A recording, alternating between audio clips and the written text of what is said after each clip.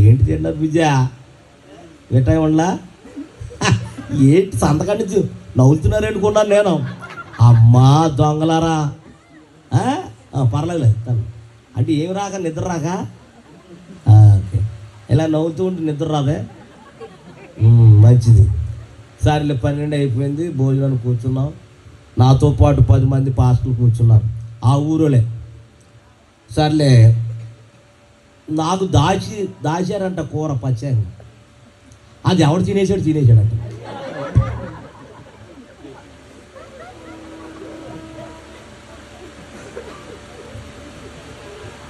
అప్పుడు అయ్యగారికి ఆగేసి అమ్మగారు చెప్తున్నారంట, అమ్మ అయ్యా పాస్టర్ గారండి పాపం జోసఫ్ గారిని బజులాడాను తినమని, ఇప్పుడు ఆయన కూర్చున్నాడు అక్కడ, ఎవడు తినేసాడు కూర తినేసాడు అన్న.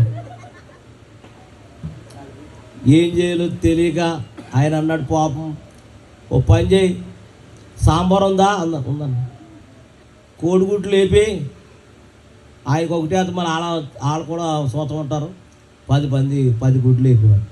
10 గుడ్లు వేపేసాడు, సాంబార్ వేసాడు, గుడ్డు వేసాడు. నన్ను బతుకులాడింది ఇదేని కూర అనుకున్నాను నేను. అయితే వీళ్ళందరూ 10 మంది అన్నారు, పాపం చేయండి అయ్యారు నన్ను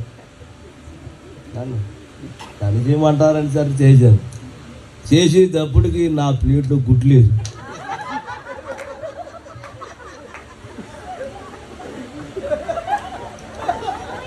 అలాగే చూస్తున్నాను, నిజమేండి, అబద్ధం లేదు, ఇది నిజం. ఇదేంట్రా బాబు గుడ్లు లేదు, మాట్లాడకుండా మూసుకుని తింటున్నాము. అయితే ఒక కుర్రుడు నా రూముకి తీసుకెళ్తున్నాడు, పాస్టర్ గారండి మీ గుడ్డు ఎవడు తినేసాడు చెప్పనా? చెప్పరా బాబు అన్న. మరి మీరు ఆయన అడగొద్దు అన్నాడు. నాకెవరు తెలిసిన అందులో చెప్పరా అన్నాను. మీ పక్కన ఉన్నవాడు తినేసాడు అన్నాడు. మరి వాళ్ళు కూడా ఉన్నాయి కదా గుడ్లు అన్నాను. వాళ్ళు ముందు చేసుకున్నారు, వాళ్ళు చేరు మీద, అందుకని ఆడు తీయలేదండి. ఆడి సంగతి తెలిసే గుడ్డు మీద. అయ్యి బాబోయ్, ఎన్ని గుడ్లు తింటారా బాబు ఆయన అంటే. ఏమి తిండండి, చికెన్ అంట, మటన్ అంట, చేప అంట, ఏమి తిన్నా, గుడ్డువే, గుడ్డు మీద గుడ్డు తినేస్తాడంట. అప్పుడు ఆ రోజు నిన్న అనుకున్నాను నేను, ఏమనుకుని, నన్ను ఎవడైనా పాపం చేయనప్పుడు